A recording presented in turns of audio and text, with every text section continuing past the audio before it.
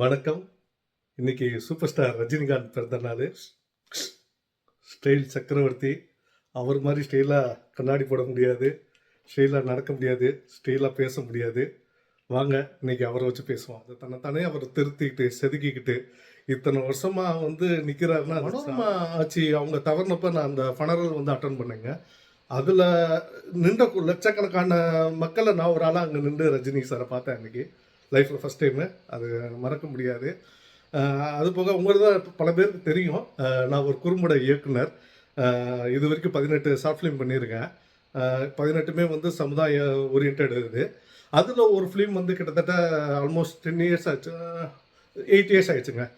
Mister காப்லர்னு ஒரு படம் பண்ணேன். ஜஸ்ட் ஒரு ஒரு 1.5 மினிட்ல ஒரு படம், அபவுட் ரெஸ்பெக்ட் கேட்டகரி. அது ஃபேஸ்புக்கில் ஒரு வேர்ல்ட் ரெக்கார்ட் பண்ணுச்சு. அதாவது most viewed film, most liked ஃபிலிம்னு. அந்த டைமில் மீடியாவை பயங்கரமாக சப்போர்ட் பண்ணாங்க, நிறைய அப்ரிஷியேட் பண்ணாங்க. அந்த டைமில் எனக்கு ஒரு ஆசை இருந்துச்சுங்க, எப்படியா ரஜினி சாரை மீட் பண்ணிட மாட்டோமா, அவர்கிட்ட பிளெஸிங் வாங்கிட மாட்டோமான்னு. ஆனால் எனக்கு அந்த எக்ஸ்போசர் எப்படி ரீச் பண்ணணும் என்னன்னு அது தெரியல எனக்கு. அதுக்குரிய கான்டாக்டும் இல்லை, அவரை ரீச் பண்ண முடியல அந்த டைமில்.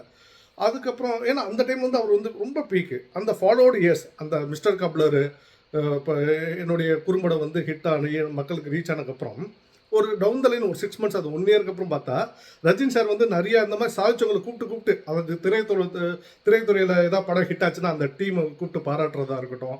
ஆஹா, இதை தானே நம்ம எதிர்பார்த்தோம். அந்த டைம் நம்மளுக்கு அவர் அந்த கான்டாக்ட் இல்லையே, நம்மளை எப்படி இப்போ வரைக்கும் கான்டாக்ட் இல்லை, அது வேற விஷயம்.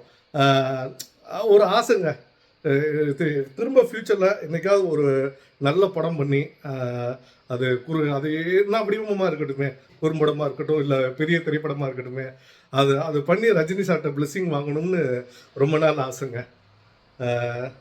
இந்த தருணத்தில் அவருக்கு நன்றி சொல்கிறேன். ஏன்னா இத்தனை வருஷமாக நம்மளை என்டர்டெயின்மெண்ட் பண்ணியிருக்காரு. அவர் அடிக்கடி சொல்கிற டைலாக் தான், நான் யானை இல்லை குதிரைன்னு, அந்த டைலாக் தான்.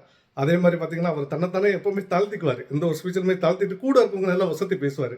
அதுதாங்க பெரிய விஷயம். அது யாருக்கு இந்த காலத்தில் அப்படி பண்ணுறா? இப்போ வரைக்கும் அந்த எளிமையாக அந்த தியானம், ஆன்மீகம், ரசிகர்களுக்கு அவர் சொல்கிற இன்புட்ஸு எல்லாமே இன்ஸ்பைரிங்க. அவர் நல்லா ஆரோக்கியத்தோடு இன்னும் ரொம்ப வருஷம் வாழணும், இன்னும் நம்மளுக்கு நிறையா படம் கொடுக்கணும். அந்த ஆண்டவனை நான் பிரார்த்திக்கிறேங்க. ஹாப்பி பர்த்டே தலைவா, happy birthday, love you so much. இந்த வீடியோ உங்களுக்கு பிடிச்சிருந்தா லைக் பண்ணுங்க, ஷேர் பண்ணுங்க. சூப்பர் ஸ்டாரை வச்சு உங்களுக்கு ஏதாவது நல்ல சிறந்த அனுபவங்கள், உங்கள் சைல்ட்ஹுட் மெமரிஸ் ஏதாவது இருந்தால் கமெண்ட் பண்ணுங்க.